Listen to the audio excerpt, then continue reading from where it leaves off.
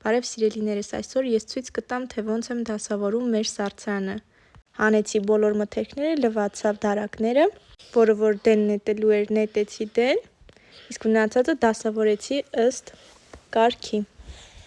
Արդեն մաքուր է ու պատրաստ է սառցարանը։ Վերևի շարքում դրել եմ պաղպաղակ, այս կլորը տվարոգ է, մեջը ծիրան, ավստրիական դեսերտ է, շատ համեղ է։ Երկրորդ շարքում դրել եմ մենակ կանաչիներ, երրորդ շարքում բանջարեղեններ են։ Այս մյուս դարակում դրել եմ հավի միսը և մսից պատրաստված ուտելիքներ, սա իմ պատրաստած պիլմենիներն են, առաջին անգամ էի պատրաստել։ Այս շարքում դրել եմ մեր այգու հատապտուղները և տակը ծիրանի չիր է, Հայաստանից բերված,